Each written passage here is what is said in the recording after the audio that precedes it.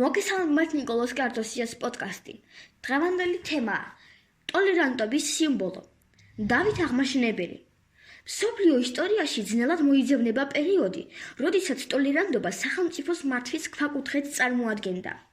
თუმცა ქართულ ისტორიაში არსებობს ერთი გამორჩეული ფიგურა, რომლის პოლიტიკა საუკუნეებს უსწრებდა წინ და რელიგიური თუ ეთნიკური შემწყნარებლობის უნიკალურ მაგალითს გვაძლევს. ეს არის საქართველოს უდიდესი მეფე, დავით მეოთხე აღმაშენებელი. დავით აღმაშენებლის მეფობის ეპოქა იყო საქართველოს გაერთიანებისა და გაძლიერების ხანა. ამ რთულ პერიოდში, როდესაც ქვეყანა მრავალი ეთნოსის რელიგიის წარმომადგენლით იყო დასახლებული, მეფის ტოლერანტული პოლიტიკა იყო არამხოლოდ მორალური არჩევანი, არამედ პრაგმატული და გონივრული სახელმწიფოებრივი ხედვა. დავითი მიხვდა, რომ ერთიანი და ძლიერი ქვეყნის მშენებლობა შეუძლებელი იყო მოსახლეობის დაყოფით. ამიტომ მან დანერგა ეგრეთ წოდებული რჯულშემწყნარებლობის პრინციპი, რაც იმ დროისათვის უიშვიათესი მოვლენა იყო. ისტორიული წყაროები გვიჩვენებს, რომ დავით აღმაშენებელი თანაბრად ექციოდა თავისი ქვეყნის ყველა მოქალაქეს, მიუხედავად მათი რელიგიისა.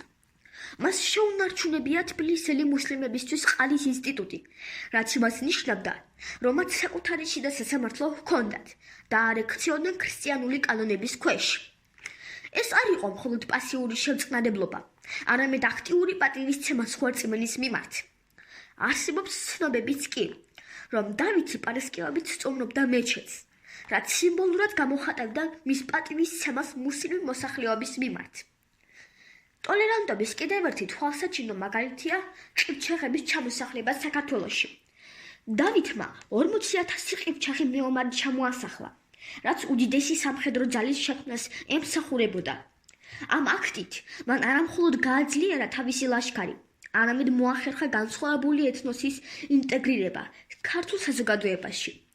ყივჩაღები არამხოლოდ ერთგულად ემსახურებოდნენ მეფეს, არამედ ისინი დროთა განმავლობაში შეერწყნენ ქართულ საზოგადოებას და ჩვენი ისტორიის ნაწილი გახდნენ. დავით აღმაშენებლის პოლიტიკა იყო დასტური იმისა, რომ ტოლერანტობა არ არის სისუსტე, არამედ სიძლიერის საფუძველია. მან შეძლო, რომ მრავალფეროვნება ქაოსის ნაცვლად ქვეყნის გაერთიანებისა და კეთილდღეობის წყაროდ ექცია. დასკვნა. დავით აღმაშენებლის ტოლერანტობა არის ის მემკვიდრეობა, რომელსაც დღესაც უნდა დავფიქრდეთ.